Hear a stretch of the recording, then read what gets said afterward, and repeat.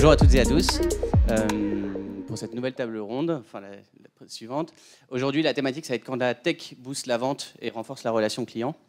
On va essayer d'avoir une approche un peu holistique avec différents points de vue, que ce soit au niveau information consommateur ou au niveau logiciel de gestion. Et puis, on a aussi une agence qui va venir et qui apportera son point de vue. Pour cette table ronde, aujourd'hui, on a Julien, donc, qui est chef de produit chez Orisha. Julien, donc chez Orisha AgriFood, éditeur européen de solutions dédié à la production, transformation et distribution dans l'agroalimentaire pour les professionnels des vins et des spiritueux, de l'horticulture, de l'agriculture et de la distribution de boissons. Un scope assez large dans l'agroalimentaire. Il est spécialisé dans la relation client à travers une plateforme qui embarque des fonctions de CRM, d'extranet et de e-commerce. Donc on va avoir l'approche plutôt ERP. À côté de Julien, on va avoir Bertrand. Donc Bertrand qui pilote le développement commercial chez SRA, spécialiste des ERP et des solutions de gestion pour l'agroalimentaire et le vin. Et avec lui, on parlera de l'importance du back-office et des intégrations pour parler de la relation client. Bonjour.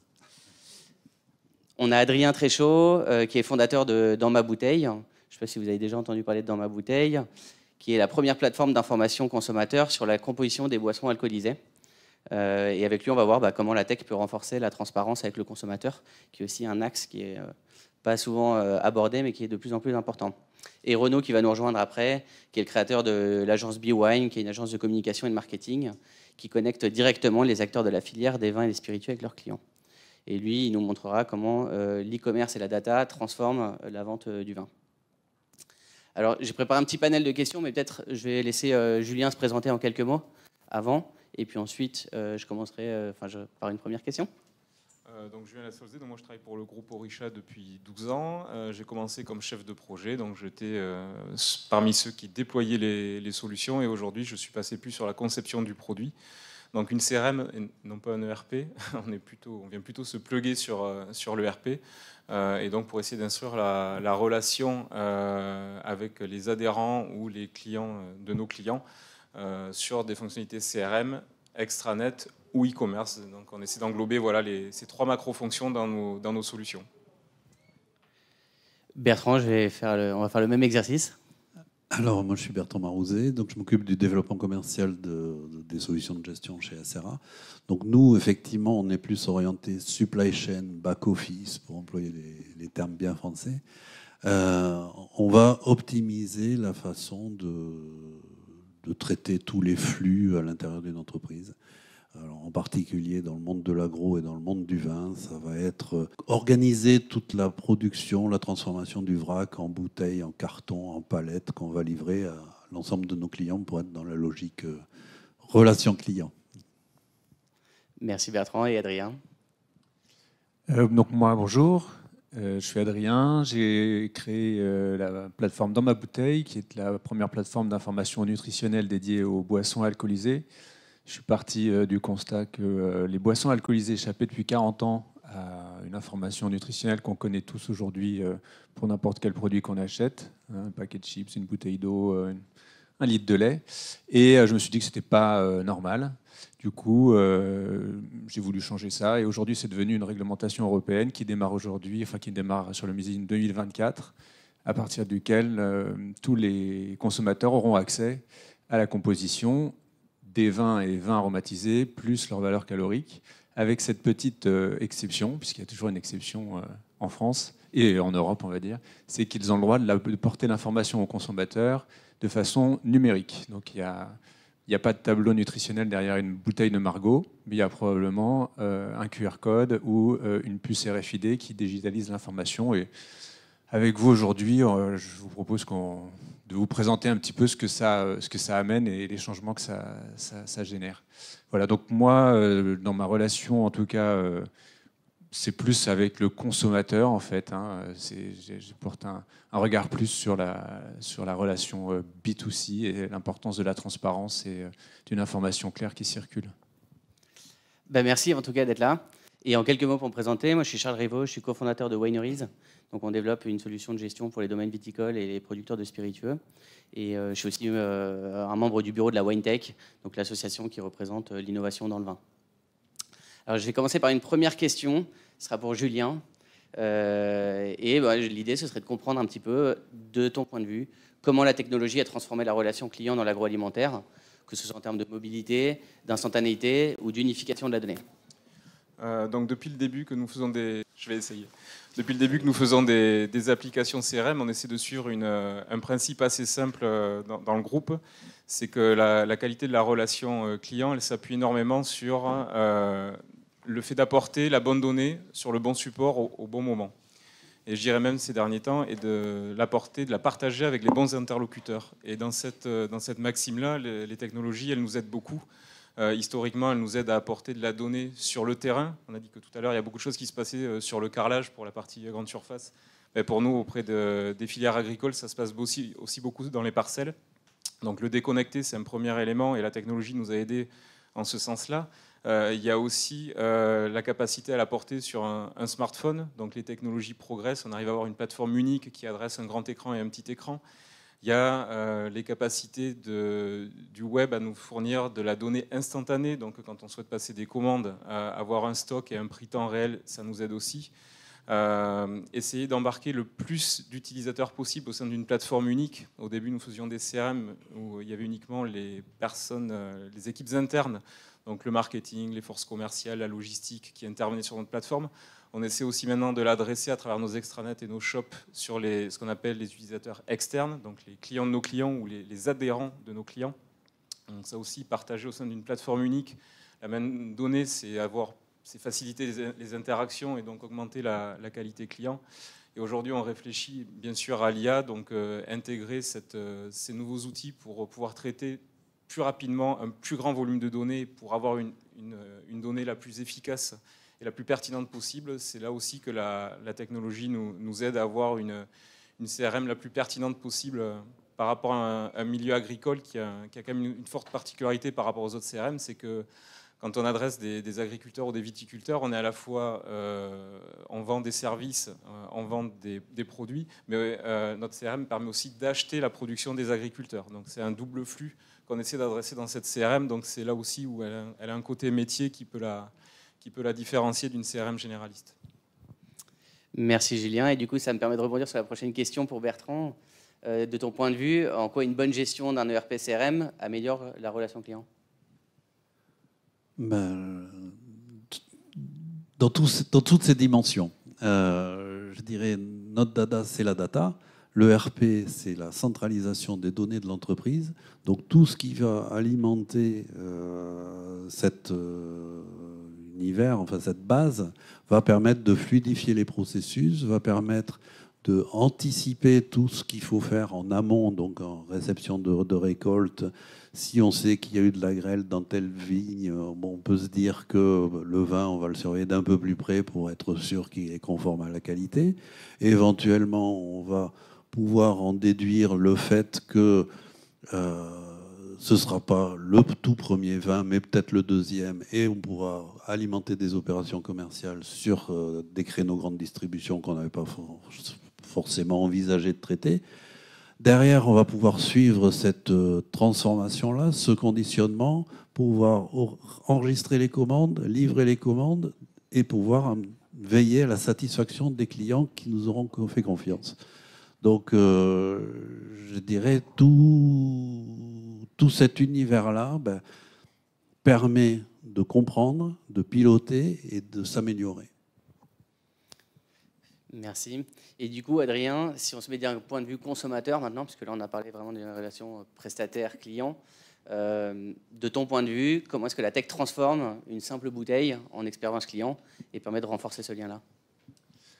Alors, l'information, en fait, elle est dans le produit, elle est sur le produit, le packaging. Et on a vu à un moment qu'il y a eu un moment de flottement entre l'information sur le packaging et l'intégration par les consommateurs. Hein.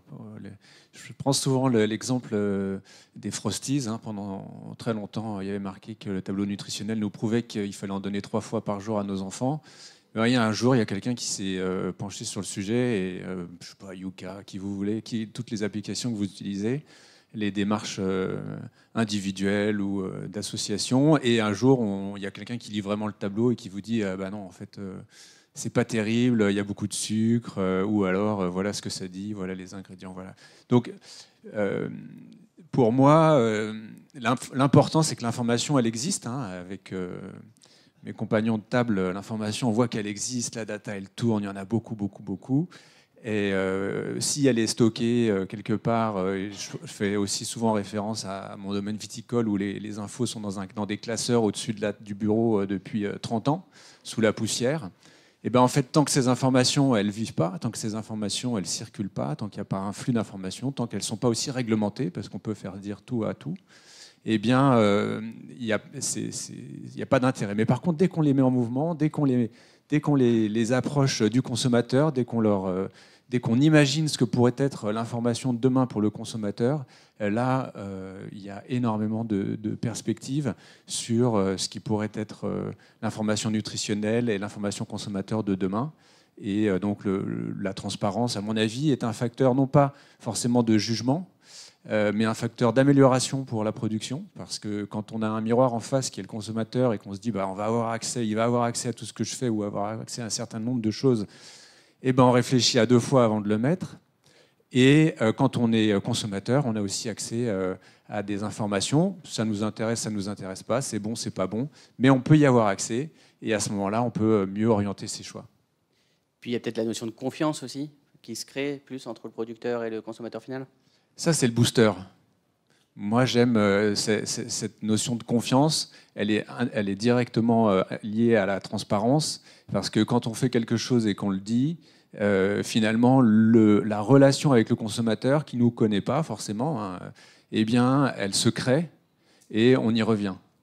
Et je pense qu'en effet, la confiance, transparence, c'est 2 mots qui sont très, très proches. Merci. Et entre-temps, on a Bertrand, du coup, qui nous a rejoint. Renaud, excusez-moi.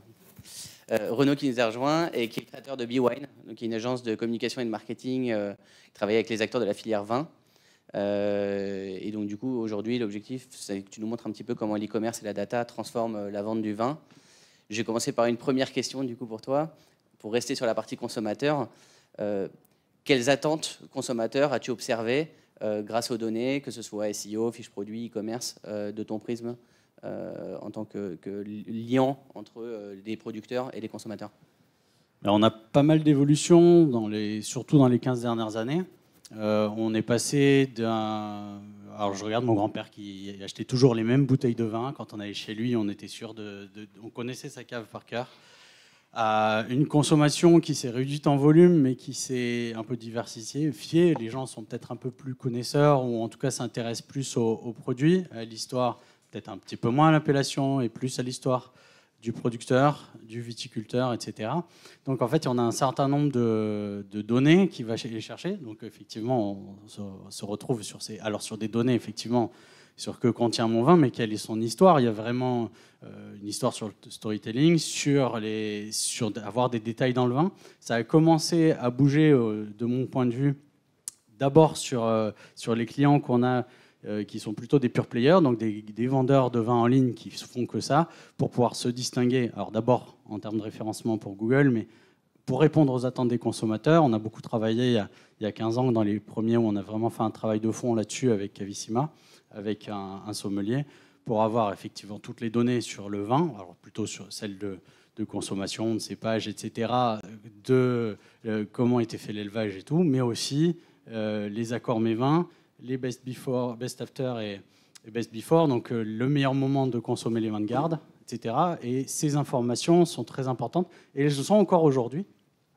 en termes de data, notamment parce que c'est ces informations qui vont venir nourrir l'IA. Donc on en parlera un peu plus tard, mais effectivement, on a ces éléments-là.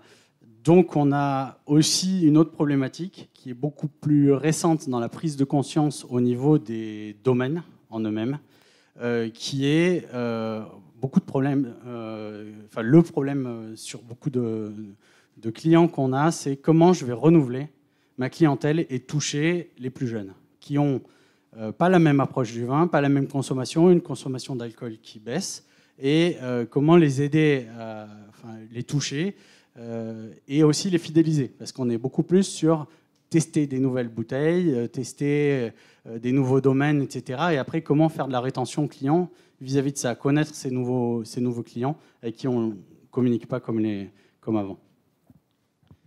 Ouais, très clair, merci beaucoup. Et du coup, dans cet environnement, on voit bien que la tech joue un rôle prépondérant, que ce soit au niveau de la gestion de sa relation client, des opportunités ou de créer un lien avec les clients finaux. Julien, de ton point de vue, quels sont les freins que vous rencontrez en termes d'adoption, que ce soit budgétaire, ergonomique ou la conduite du changement, parce qu'on sait que c'est toujours difficile de déprogrammer des habitudes pour en programmer des nouvelles.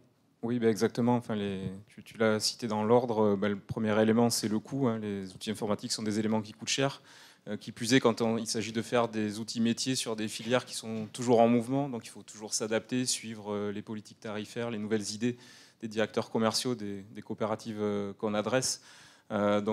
Surtout quand on est dans une filière soumise aux aléas, donc maintenir les investissements quand il y a des mauvaises récoltes, c'est pas toujours facile. Ce qui nous sauve peut-être sur la partie CRM, c'est qu'on est sur un outil qui aide à rester compétitif dans des environnements concurrentiels. Donc il y a toujours quand même un fonds d'investissement qui est nécessaire pour accompagner et pour rester d'actualité. Deuxième élément, c'est l'accessibilité au sens large, c'est la facilité à déployer nos applicatifs pour qu'ils se déploient toujours plus vite. Donc on est maintenant dans le cloud, on essaie de faire aussi des efforts sur l'ergonomie. Avant, on était une plateforme qui s'adressait uniquement aux équipes internes, on pouvait accompagner les utilisateurs à travers des formations. Quand on fait de l'extranet ou du e-commerce, il faut que l'application se suffise à elle-même pour que l'utilisateur puisse l'appréhender. Donc il y a un travail d'ergonomie qui est fait aussi. Et après, tu disais la conduite du changement. C'est un élément qui est important. Parfois, on vient en remplacement d'un outil, il y a certains process. Parfois, on vient en remplacement du papier. Le process est très différent. Donc il faut pouvoir installer l'habitude d'utiliser un smartphone ou un ordinateur entre l'agriculteur et les utilisateurs qu'on adresse en priorité. Voilà, la conduite du changement et accompagner le déploiement de l'applicatif, c'est aussi important de le paralléliser avec vraiment la partie stricte informatique. Et du coup, si on devait synthétiser assez rapidement cet accompagnement à la conduite du changement, comment vous faites chez Orisha ?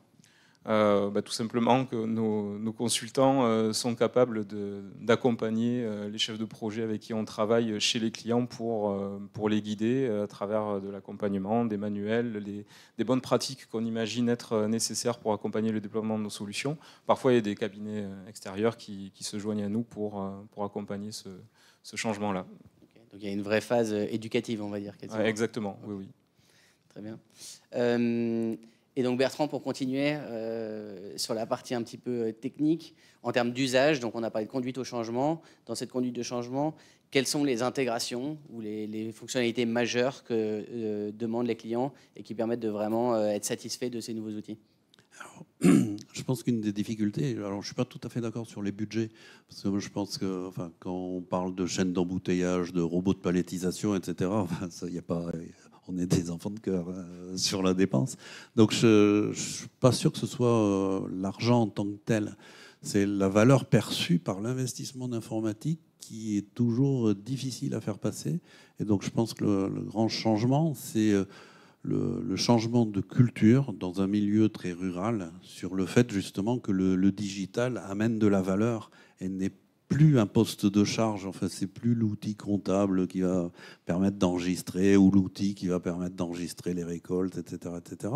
Mais ça doit devenir un outil de performance et d'amélioration de la performance. Alors là, le changement, il est tout juste au début, à mon avis. Et il n'y a plus d'évangélisation. Enfin, je pense que c'est...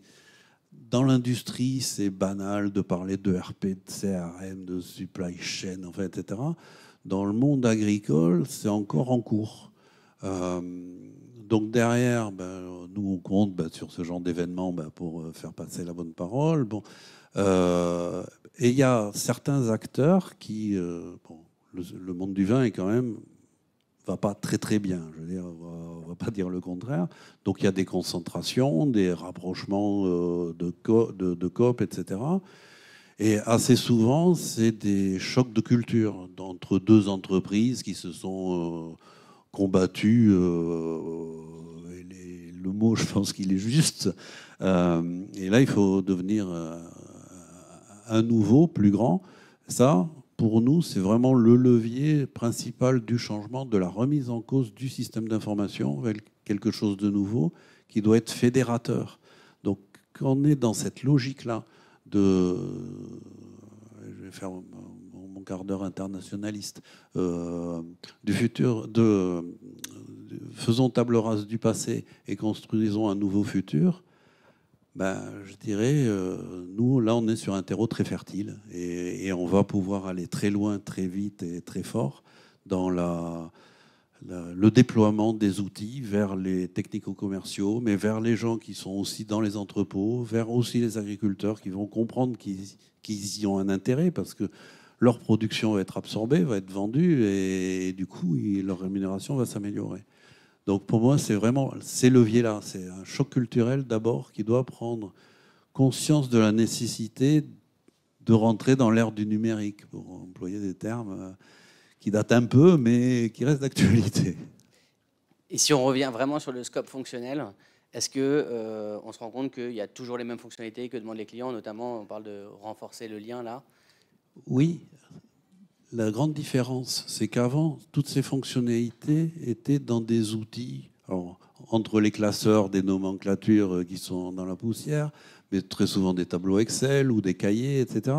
La donnée, elle existe. Je veux dire, nous, on ne révolutionne rien. On veut juste prendre cette donnée, la transformer en numérique et la mettre dans une base la plus complète possible pour qu'elle soit le plus facilement accessible et partageable par le plus grand nombre de gens. C'est quand on connaît son consommateur, on peut discuter avec son distributeur. Quand on maîtrise ce qu'on fournit à son distributeur, on le fidélise. Et derrière, on peut relancer toute cette chaîne de valeur vers le marché final pour, sans faire du storytelling, expliquer tout simplement le soin qu'on met à la satisfaction du consommateur. Ok. Et du coup, si on revient sur la partie consommateur, Adrien, de ton point de vue, quelles sont les données qui sont essentielles justement pour instaurer cette confiance ou cette transparence et nourrir le lien avec le consommateur? Alors les données, elles existent depuis longtemps dans l'agroalimentaire. Les données basiques existent depuis 40 ans. Donc vous avez la composition, vous avez les allergènes, vous avez les valeurs nutritionnelles, mais aussi la présence de sucre, de gras. Il y a des valeurs qui existent déjà, qu'on a déjà en effet depuis longtemps pour tous les produits. Et c'est ces éléments-là qu'il faut amener. Qu'il faut amener jusqu'au consommateur. L'intérêt ici, c'est que c'est la première fois au monde qu'on a un produit autorisé à les amener en numérique. Et donc, finalement, on ne parle pas directement de vente, mais de relations clients digitalisées, puisque là, on a une information qu'on a habituellement sur un packaging, qu'on va avoir à travers un système comme le QR code ou une puce RFID. Qu'est-ce que ça apporte? Ça apporte plusieurs choses intéressantes. Moi, ça m'arrive très souvent de retourner je sais pas, un produit cosmétique et je vois rien de ce qui a marqué. Mais la crème, je ne sais même pas de quoi elle est composée, quoi. On n'y voit que dalle. Alors, il paraît qu'il vaut mieux. N'empêche que si cette implication-là, elle était obligatoire, si vous aviez simplement la composition à indiquer, imprimée sur l'étiquette directement, mais aussi un QR code qui permet de scanner parce qu'on a vraiment envie de savoir, là, vous allez pouvoir avoir l'information à la taille de police que vous voulez et même dans la langue que vous voulez. Donc, aujourd'hui, cette obligation réglementaire pour les vins, quand un Portugais scanne une bouteille de vin français pour avoir les données nutritionnelles, les informations se présentent automatiquement en portugais. Donc il y a une accessibilité aussi à la langue. Et un autre point, alors c'est pas le dernier, donc il y en a plein, mais un autre point qu'on peut évoquer aussi avec la digitalisation de cette information consommateur et qui est pour moi un point de vue essentiel parce que souvent le numérique est porteur d'innovation. Le numérique est porteur de changement. Et alors pour la donnée nutritionnelle dans le vin, personne ne le voulait. Clairement, tout le monde s'en fout. Enfin, pas tout le monde s'en fout, mais en tout cas, il y a une culture profonde qui l'a empêché pendant très longtemps. Mais finalement, on se retrouve un petit peu en position de pionnier. Et le troisième point que je voulais évoquer, c'est comment on va plus loin. Quelles sont les informations dont le consommateur pourrait avoir intérêt à avoir accès demain? Je donne un exemple, et qui ne sont pas applicables sur le packaging. Hein, parce que le packaging, finalement, c'est l'impression, c'est du papier, et par rapport à la supply chain, par rapport à plein de choses, c'est limité. Bon, il y a un exemple sympa, c'est les pâtes italiennes. Sont-elles faites avec du blé italien? L'origine du produit, la digitalisation de l'information consommateur, elle est rendue possible. Mais aujourd'hui, sur un très gros fabricant de pâtes, il passe son temps à dire « je ne peux pas le marquer sur le packaging parce que c'est compliqué, il faut que je réimprime, je ne sais pas jamais trop, etc. » Mais quand l'information elle est dématérialisée, finalement, le consommateur demain, on pourrait inventer d'autres informations consommateurs et on pourrait aller un peu plus loin dans la transparence sans que ça remette en cause toute la production et toute la supply chain. Du coup, on parle beaucoup de données. Tu voulais rebondir peut-être, Julien? Oui, du coup, je voulais rebondir sur ce que disait Adrien par rapport à la première question que tu m'as posée sur qu'apportent les nouvelles technologies. Mais c'est peut-être aussi les interconnexions entre des plateformes qui n'auraient pas eu vocation peut-être à être interconnectées. On adresse par exemple une solution de e-commerce. On voit peut-être qu'avoir une interconnexion avec une base de données sur les informations nutritionnelles, ça peut avoir du sens. Quand on parle de packaging, quand on est sur du e-commerce, on n'a pas encore le packaging pour avoir cette information. Donc déjà l'associer dans l'acte de choix du produit à acheter, donc c'est aussi les interconnexions entre des outils qui n'ont pas vocation à l'être initialement. C'est d'autant plus important que c'est obligatoire. Puisque c'est obligatoire sur le packaging, l'information est obligatoire sur un site e-commerce avant le bouton vendre. Et donc il faut qu'on structure, il faut qu'on interconnecte pour amener cette information jusqu'au consommateur, quel que soit l'endroit où il va acheter, quoi. Donc on parle beaucoup de données, on sait qu'il y a des énormes volumes. Aujourd'hui, le sujet qui préoccupe un certain nombre d'éditeurs et de consommateurs, c'est tout ce qui est autour de l'IA et du traitement de cette donnée-là. Et donc du coup, Renaud, de ton point de vue, l'IA, la génération, le contenu génératif, les recommandations algorithmiques, est-ce qu'aujourd'hui c'est une menace ou c'est un support pour les distributeurs, les producteurs, donc que ce soit le domaine ou le caviste par exemple? Alors d'abord, je voulais juste rebondir sur un petit point sur l'histoire de l'évangélisation et du financement. Alors effectivement, on a un décalage entre l'attente du consommateur qui a l'habitude d'utiliser un certain nombre d'outils, on va se rejoindre avec l'IA d'ailleurs, et un secteur, notamment, surtout les viticulteurs, presque quelle que soit leur taille, qui va être en décalage par rapport à l'industrie, mais qui va être en décalage sur beaucoup de choses. D'abord sur sa structuration, son organisation interne, en termes de compétences, d'où ils affectent les postes, sur la façon dont ils vont gérer les données. Globalement, il y en a quand même beaucoup qui commencent à avoir des ERP, des CRM, mais ils les exploitent pas correctement. Tu dois en avoir plein dans tes clients qui ne savent pas utiliser ton outil à son plein potentiel, qui ont peur un petit peu de ces choses-là, et aussi qui ont peur du financement. Parce qu'effectivement, le financement du numérique, c'est pas nécessairement des gros financements, simplement c'est des financements qui rendent aucune case. Ils ont pas pensé... Alors, ils ont l'habitude de faire des demandes pour du matériel à France Agrimaire, etc., ou de l'équipement. Ils pensent jamais à Vivea, alors qu'ils sont tous, beaucoup cotisent à Vivea. Ils ont le droit des formations, mais les formations, ils les orientent pas sur ces outils-là, parce qu'ils ont du mal à voir aussi exactement ce qu'ils vont en tirer. Donc, ils sont de mieux en mieux équipés en termes d'outils, mais c'est pas naturel d'utiliser tous ces outils. Il n'y a pas d'outil qui fait tout. Donc, nous, on a un gros travail aussi, effectivement, d'interconnexion avec ce qui est développé autour, et de formation, de pédagogie autour de cette utilisation de données.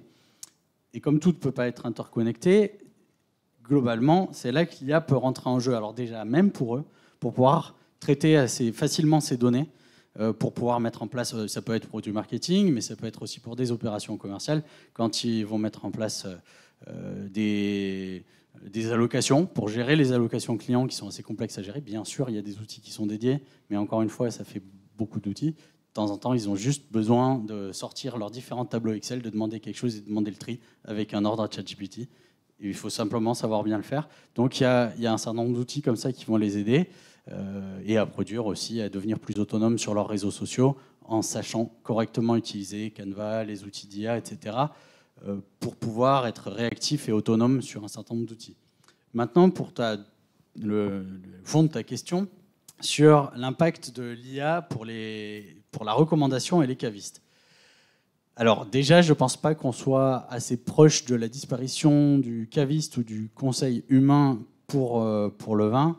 Il suffit. Alors, il y a des IA hein, et on y est confronté tous les jours, ne serait-ce que si on a acheté quelques bouteilles sur Amazon, sur Cdiscount, etc., qui ont des algorithmes de suggestion prédictifs, mais qui vont quand même assez limiter la découverte, qui vont exclure un certain nombre de petits vignerons qui pourraient être très intéressants là-dedans. Donc, les outils des grosses plateformes de vente généralistes ne sont pas adaptés pour vraiment remplacer un caviste. Puis le caviste, il a accès à ses petites préférences et de temps en temps, son but, c'est de faire sortir de la zone de confort pour les faire découvrir. Donc ça, on n'y est pas encore. Même sur Vivino, autre chose, sur des plateformes qui sont spécialisées, on a quand même des meilleures recommandations, mais on ne remplace pas le caviste. Par contre, ce qui est en train de se passer, et ça, c'est la data qui est importante au niveau marketing, c'est que de nourrir ce travail qui a été fait au départ pour le référencement naturel, c'est lui qui vient nourrir l'IA. Il y a de plus en plus de gens qui vont demander leurs accords mévins. Voilà, je suis en train de préparer ça, j'ai ça dans le frigo, je reçois des amis qui aiment ça, je m'y connais pas assez bien, qu'est-ce que je pourrais leur trouver pour les surprendre? Et là, justement, on va aller chercher autre chose que les grandes lignes. Donc, on va faire cette discussion avec l'IA. Et là-dessus, il y a de plus en plus de volume de recherche qui arrive aussi sur les sites, etc. C'est de se démarquer. Mais pour se démarquer, il faut la nourrir, cette IA. Et pour la nourrir, la première source, c'est Google. Et c'est de ressortir avec un maximum d'informations sur le vin, sur ses propriétés organoleptiques, les accords mévins, mais l'histoire qu'il va y avoir autour, le plus de choses possibles sur effectivement les éléments nutritionnels, allergènes. Est-ce que c'est bio? Est-ce que c'est certifié? Il y a tout un certain nombre de recherches là-dessus. Et c'est les données d'aujourd'hui, de demain de l'IA, et il faut bien qu'elles viennent de quelque part. Donc les sites Internet ne sont pas morts, même si l'impact il peut être déporté. Et donc c'est primordial d'aller fournir un maximum d'informations publiques sur les vins, sur les producteurs, pour pouvoir enclencher tout ça. Et effectivement, c'est là où des solutions comme Dans ma bouteille peuvent venir enrichir des recherches qui seraient un petit peu plus basiques ou standardisées. Mettons, je dis n'importe quoi, on a quelqu'un qui est allergique au sulfite, par exemple. Bon, alors il y a toujours un petit peu de sulfite, mais à plus diabétique aussi. J'ai eu beaucoup de diabétiques qui m'ont appelé en me disant c'est génial ce que vous faites. Maintenant, je vais pouvoir boire de la bière ou de l'alcool parce qu'ils ne pouvaient pas avant. Hein. Ils étaient obligés d'appeler le producteur pour savoir s'il y avait du sucre dans leur bière ou dans leur alcool. Voilà, ça, c'est des exemples basiques. J'ai aussi les aveugles et malvoyants. C'est marrant parce que du coup, ils ont des outils pour scanner et du coup, quand ils tombent sur le QR code, ça leur dit ce qu'il y a dedans. Et puis avec toute cette donnée aussi, parce qu'en effet, il y a un moment où il y a quelqu'un qui la met, hein, l'IA, elle n'invente pas tout.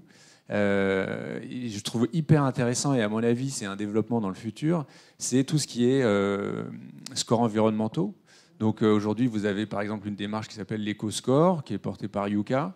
L'EcoScore, il vous donne un score de A à D, je crois, ou E, sur l'impact environnemental. Et suivant si vous ouvrez une bouteille de vin qui pèse 1 kg, 3 kg, si vous l'ouvrez à côté du domaine ou au Japon, elle ne va pas avoir le même EcoScore. Vous avez, en fait, on va aussi vers un affichage environnemental.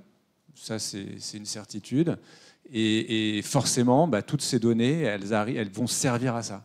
Mais ça ne va pas se faire tout seul. L'IA ne va pas inventer les éco-scores de demain, quoi. C'est nous qui allons les inventer. Oui. Du coup, moi, j'avais, avant de passer à la session de questions-réponses, j'avais la même question pour vous quatre, chacun avec votre prisme. Mais si vous aviez une recommandation à faire pour les producteurs ou les distributeurs, afin qu'ils puissent mieux vendre grâce à la tech, quelle serait-elle? Et on va commencer par Julien. Bonne question. Toujours par rapport en s'appuyant sur l'IA. C'était une réponse en s'appuyant sur l'IA. Alors, pour mieux vendre, pas forcément. En partie, mais on peut rester général parce que l'IA, je pense que c'est encore un peu marginal, même si c'est de plus en plus démocratisé. Je pense qu'on peut déjà faire macro à l'échelle de la tech au global et puis faire un focus sur l'IA si on veut. Non, mais ça va rejoindre, c'est toujours apporter plus d'informations aux consommateurs. Et alors nous, à travers les CRM, on a un rôle à jouer pour que les technico-commerciaux qui vont utiliser nos outils aient toujours plus d'éléments à jour et contextualisés pour informer leurs clients, ou le faire directement à travers la solution e-commerce. Donc, et ça, l'IA, elle peut nous aider à traiter un plus grand nombre de données pour être toujours plus juste et pertinent dans l'information qu'on donne à l'acheteur final. Donc il y a cet élément-là. Et donc voilà, c'est toujours l'instantanéité de la donnée et sa valeur à l'instant T, où je pense que nos outils et l'informatique peuvent aider. Ok, donc ça veut dire mettez bien à jour vos données si vous voulez exploiter au maximum vos outils. Oui, je reprends la phrase, le dada, c'est la data. Pardon, j'ai un peu remixé, mais l'idée était là. Bertrand, du coup? Moi, je dirais principe de base, hein, connais ton marché, connais ton produit. Aujourd'hui, on a des tas d'outils qui permettent d'aller très très loin dans cette connaissance. Et il n'y a pas de valeur humaine à faire la démarche de connaissance. La démarche humaine, elle est d'analyser d'aller chercher ce qu'on sait, de l'analyser pour en faire une valeur ajoutée. Et c'est ce que je rebondirais un peu sur le dans ma bouteille. C'est perçu comme une contrainte. L'obligation de renseigner la nomenclature du vin et tout le détail, alors que fondamentalement, tout le monde mesure la sucrosité, tout le monde mesure l'acidité, tout le monde mesure tous ces critères qualité. Les vignerons, ils les connaissent, ils sont obligés de les suivre. Donc, ce qui est fou, pour rejoindre mon évangélisation, c'est pourquoi on n'en fait pas une valeur ajoutée en disant, moi, je maîtrise mon produit. Donc, pour mon marché, voilà, mon savoir-faire, ma valeur, c'est ça. Ça, pour moi, c'est un champ d'exploration. Alors, j'espère pas infini, mais important. Adrien? J'avais envie de parler de naturalité et de lien, de création de liens avec le consommateur. Je vais m'inscrire un peu en faux sur certaines démarches, mais parce que j'en viens et que je suis de la 8e génération sur un domaine viticole, c'est très lourd, il y a un storytelling de fou. Et moi, je vais être un peu provocateur en disant qu'il faut aussi sortir de ça. Et il faut se confronter à ce que la société est aujourd'hui. C'est plus la société de nos grands-pères qui buvaient toujours le même vin. C'est des jeunes, ils consomment plus de vin, ils consomment plus d'alcool. Mais alors, qu'est-ce qui les intéresse en fait? Qu'est-ce qui intéresse nos sociétés? Comment ils vivent? Et hier, j'avais un vieil oncle qui me disait, alors comment ça va tes affaires? Je dis, écoute, ça va bien. Maintenant, c'est une obligation réglementaire. Il me dit, je comprends pas, c'est vraiment de la merde. Ça me fait penser au même oncle qui m'a dit, quand j'ai passé le domaine en bio, mais ça sert à rien, c'est plus facile pour laver la cour où jouent mes enfants d'ailleurs, le glyphosate, tu vois, ils voulaient mettre du glyphosate pour désherber la cour. Je trouvais que c'était plus facile que... Donc, voilà. Et ça, le monde, c'est un tout. Et moi, j'ai quand même la sensation que le vieil oncle, il change plus facilement et qu'on a plutôt intégré à comprendre ce que les jeunes, ce que nous, même, la façon dont on pourrait être aligné sur la façon dont on voudrait consommer et pas constamment se plier à des règles ancestrales, à des 8e générations de machin, de storytelling. Donc moi, je suis un peu provocateur. Je vous dis, en fait, la voie que j'ai envie de tracer, elle est là. Renouvelons un peu ça et soyons transparents et amenons des informations pertinentes qui soient les mêmes pour tous les acteurs, que ce soit les viticulteurs, que ce soit les agriculteurs autres, même demain les carottes, tout. Ok. Et à toi, Renaud? J'ai adoré ton intervention parce que du coup, je suis 100% d'accord avec toi et évidemment, je pense que tu as complètement tort aussi. Non, je suis complètement d'accord avec toi sur ta façon de concevoir le storytelling comme quelque chose qu'on se traîne depuis des années. Storytelling, c'est pas ça. S'il n'y aurait pas le succès des réseaux sociaux et des influenceurs avec tout le bien ou le mal qu'on peut en penser, s'il n'y avait pas une prépondérance de l'histoire et d'essayer de donner du sens à chaque production, à chaque produit. Donc effectivement, il y a beaucoup d'influenceurs qui donnent du sens à des choses qui n'en ont pas. Mais d'aller chercher un sens plus profond qui là rejoint complètement les valeurs que tu portes, Le storytelling, c'est peut-être aussi, c'est pas véhiculer une histoire vieille de 200 ans. On a beaucoup de clients où les domaines sont récents, ils viennent de partout. Ça va être des copains, des investisseurs, une histoire de famille, un jeune qui se lance dedans, qui a 22 ans et qui reprend un domaine, qui passe tout en bio avec des oliviers et du vin et qui a une super success story autour de ça. C'est son histoire réelle. C'est ça qui intéresse. C'est pas l'histoire du château. Les châteaux, tout le monde s'en fout. Mais qui est le producteur? Comment est fait le produit? Et comment il est constitué? Quelles sont les valeurs de respect de l'environnement, de respect de l'homme aussi, hein, sur des normes HVE ou autre chose. Même si ce n'est pas les normes qui définissent les choses, mais le storytelling, il est important. Et pour moi, l'axe clé, l'IA est pas une fin en soi, mais une aide. L'IA et les data, c'est qu'on a énormément de data et que c'est difficile à exploiter pour tout le monde, mais encore plus pour quelqu'un qui est aussi le matin dans la vigne, qui doit aussi aller faire des salons, qui doit s'occuper de 10 millions de choses et dont c'est pas le métier. Donc les outils aident et c'est d'aller rassembler et de rendre le plus cohérente possible toutes ces sources de données le plus automatiquement possible pour qu'ils aient clairement une vision juste de qui ils sont, d'où ils en sont, de quels produits. Et tous les produits ne sont pas bons d'ailleurs. Enfin, souvent, on se rend compte quand on va travailler sur l'offre marketing, la gamme, etc. Et c'est les datas qu'ils donnent, que ce soit celles du marché ou d'autres choses. Les offres ne sont parfois pas cohérentes. Et de temps en temps, les créations d'offres, elles passent par aussi qu'est-ce qui marche en ce moment sur le marché, comment on peut faire évoluer le profil organoleptique d'un vin pour arriver. Donc là, on travaille aussi avec leurs équipes, etc., pour pouvoir faire des produits qui vont correspondre aux attentes d'aujourd'hui sur les nouvelles gammes. Mais voilà, il y a cette double approche qui est à la fois marché et data, et à la fois humaine et conception. Les gens veulent savoir d'où viennent leurs produits, comment ils sont conçus. C'est le but de ce que tu mets en place. Je réagis ? Comment? Je réagis ? Tu peux, bien sûr. Oui, non, mais bien sûr, je suis provocateur exprès et évidemment, la réalité est un mélange des deux approches. Mais si je dois continuer sur ma ligne, par exemple, moi j'ai du mal à supporter qu'est-ce que le consommateur attend. Le consommateur, il attend que dalle. Si tu changes ton produit pour plaire à un consommateur, tu es en train de tout changer, tu es en train de changer toute une matrice. Et là, pour moi, c'est la porte ouverte à tous les œnologues et tous les vendeurs de produits en tout genre qui vont te vendre des trucs formidables, comme s'il y avait un mec qui savait exactement ce que le consommateur attend.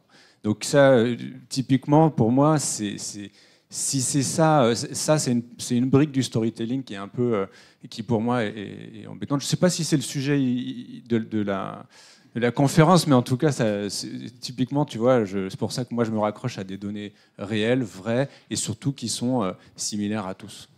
Le storytelling, pour être bon, il doit être vrai. Il doit être basé sur la réalité. Exactement, donc, mais il ne doit pas être modifié par rapport à une pseudo-réalité qui serait attendue. C'est une modification de l'IAM. Voilà, juste une seconde pour expliquer ça. Tu te rendras compte, je ne sais pas, parce que toi, tu te bases sur son domaine. Nous, on en a accompagné plus d'une centaine.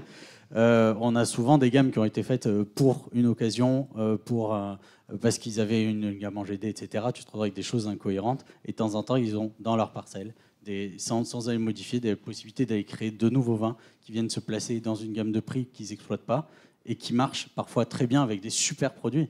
Là, on n'est pas du Coca-Cola. Il faut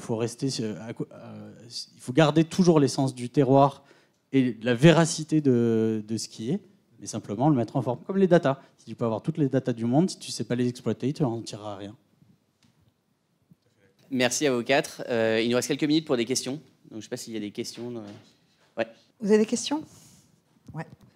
Bonjour, merci beaucoup Gilles Baucher. J'ai une question qui s'adresse un peu à vous quatre. Le vin, c'est quand même un produit de terroir, surtout en France, avec des vignerons et des vigneronnes, et vous n'en parlez pas beaucoup. Et justement, moi, en tant que consommateur, ce qui m'intéresse, c'est de savoir d'où ça vient, et d'avoir l'histoire non pas du château, mais du châtelain. Et comment ça, vous pouvez le véhiculer dans votre site ou dans vos outils? Merci. Je ne sais pas si je prends la parole avant vous, je vous ai certainement des choses intéressantes, mais c'est justement ce qu'on essaie d'amener.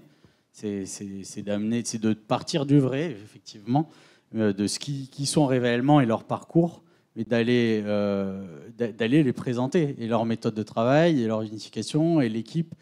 C'est pareil aussi avec les caves coopératives, hein, qui se débattent pour continuer à exister et pour avoir une âme, parce qu'il y a plusieurs vignerons qui vont travailler ensemble pour faire une gamme, pour tout.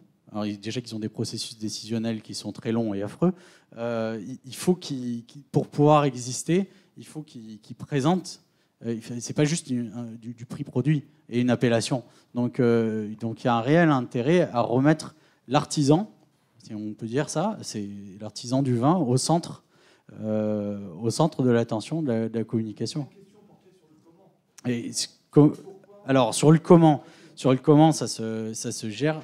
Sur l'uniformisation de la communication, ce qu'on disait tout à l'heure, c'est qu'il manque d'uniformisation. Donc il y a un travail qui va se faire sur le site internet, sur l'ensemble des supports de communication, sur ce qui est véhiculé dans les réseaux sociaux, mais sur décloisonner le digital du reste aussi, parce qu'il y en a qui vont organiser des concerts au domaine ou dans la cave qu'ils animent, sur lesquels ils vendent, qui vont bien sûr dans les salons traditionnellement, etc. Et il faut que l'ensemble soit cohérent et leur ressemble vraiment. De toute façon, quand les gens vont les rencontrer, on ne va pas jouer un rôle, ils vont être eux-mêmes, et tant mieux. Et c'est ça qui doit être retranscrit avec un travail qui est cohérent sur l'ensemble de leur communication. Moi, aujourd'hui, je ferai un compte TikTok. C'est incroyable. Moi, je vois mes gamins, ils apprennent tout à travers TikTok.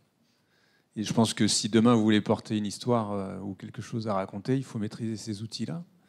Parce que, et il faut utiliser pas que l'outil, parce qu'une fois qu'on sait se prendre en vidéo, on n'a rien commencé du tout. Il faut savoir diffuser, savoir comment on diffuse, qu'est-ce qu'on paye pas. Mais vous voyez la puissance de ces outils-là, c'est incroyable. Alors peut-être des influenceurs aussi, mais c'est pas... Alors moi, je vais être très cynique. Le vin, il se vend dans les foires du vin, à Carrefour, à Leclerc, etc. Le consommateur, il va là. Est-ce que c'est pour le prix? Est-ce que c'est pour le terroir? Je ne sais pas. Je n'ai pas la réponse. Ah. Bonjour. 2 questions, mais les réponses peuvent être très rapides pour recentrer un peu sur le numérique. Déjà, est-ce que les guides, comme dans d'autres domaines d'intervention, les guides, les critiques sont remplacés justement par les TikTokers, les influenceurs, ou est-ce qu'il y a toujours une vraie valeur des guides, etc. Et par ailleurs, pour un peu plus précisément pour Dans ma bouteille, le fait que ce soit une base de données à travers un QR code, est-ce que justement les IA ou les moteurs de recherche ont la possibilité d'aller chercher les informations? Alors, pour la première question sur les guides, je vais répondre très clairement parce que je suis éditeur de guides. J'ai commencé, en fait, personne ne voulait publier ces données nutritionnelles, c'est clair. Donc en 2017, j'ai commencé à faire des guides des vins où pour participer, c'était indispensable de communiquer ces informations nutritionnelles. Donc les viticulteurs qui voulaient être dans le guide et qui voulaient avoir un commentaire de dégustation étaient obligés de me mettre à disposition leurs données nutritionnelles. Et c'est comme ça que j'ai commencé. Et je publie encore des guides tous les ans, notamment des guides des vins bio, parce que j'ai une plutôt appétence sur le bio. Et je vais répondre très vite. Non, franchement, les guides, ça se vend plus, tout le monde s'en fout. À la limite, ça se vend aux viticulteurs pour flatter son ego. Et après, personne ne les achète. Je suis bien placé pour vous le dire, parce que j'en édite, donc... il vaut mieux avoir un bon copain TikToker qu'être dans un commentaire d'un guide, hein, c'est clair. C'était le sens de ma question, de ma réponse précédente. Après, je vais faire encore plus vite. Pour votre deuxième question, l'intelligence artificielle, en tout cas de la donnée, c'est clair. Moi, par exemple, ça me paraissait très naturel. Toute la donnée nutritionnelle, on travaille avec 2500 producteurs dans le monde entier aujourd'hui pour afficher des données nutritionnelles, les accompagner dans l'affichage. Et moi, je reverse toutes ces informations sur une base de données qui s'appelle Open Food Fact. Open Food Fact, c'est de la structuration de données de tout produit. Et pour moi, c'est essentiel parce qu'on a difficilement compris qu'il fallait avoir la donnée. Donc la même donnée, maintenant, c'est obligatoire, ok, que ce soit du vin ou un paquet de chips, on l'a, ok. Mais le deuxième challenge, c'est que cette donnée, elle circule. C'est qu'elle circule partout. Parce que demain, on pourrait peut-être imaginer, enfin, avoir accès à la donnée n'importe où sur son téléphone, sur son ordinateur. Je ne sais pas ce qu'on inventera demain, ces lunettes connectées. On se baladera dans les rayons de supermarché, on verra les calories enfin, je ne sais pas exactement, mais en tout cas, le deuxième challenge, c'est la circulation de la donnée. Et dans cette optique-là, évidemment, l'intelligence artificielle, ou en tout cas déverser, nourrir cette intelligence, nourrir ces bases de données, c'est un des rôles que j'ai donné à Dans ma bouteille. Juste pour compléter, sur la petite partie guide, alors effectivement, je te rejoins sur les guides. En revanche, les Suckling, James Suckling, etc., sont devenus des influenceurs. Ils ont des comptes TikTok, etc. Ils ont beaucoup de followers, il y a beaucoup de vues, ça génère du trafic globalement sur les sites internet. Ça peut générer de la mise en avant du domaine. Après, je vais distinguer deux choses. Il y a la France et il y a le monde anglo-saxon. Je n'ai pas assez de data sur l'Asie exact parce qu'on perd le fil après avec les revendeurs. Mais sur la France, l'impact des influenceurs sur le vin, il est assez minime. Alors que sur le monde anglo-saxon, ça peut réellement créer une demande et créer une aspiration sur de l'import. Alors, Amérique du Nord, ça marche, mais le problème du Canada, c'est la SAQ, etc. Donc, on a un filtre. Mais sur les États-Unis, en fait, ça a un impact et ça peut créer de la demande. Ça peut créer de la demande pour de l'import, mais ça va aussi créer du trafic avec des gens qui vont venir sur le domaine pour acheter. Donc, c'est là où je distinguerai les deux choses. Effectivement, en France, il y a quand même un impact qui est assez négligeable des influenceurs, en tout cas sur le monde du vin, sur l'acte d'achat directement. Merci à tous. On va devoir malheureusement s'arrêter là. S'il y avait d'autres questions, n'hésitez pas à les poser. Oui, allez-y. Alors, je sais qu'il y avait d'autres questions. N'hésitez pas à rencontrer directement les intervenants pour répondre à vos questionnements complémentaires. Merci à tous. Au revoir. Merci Charles.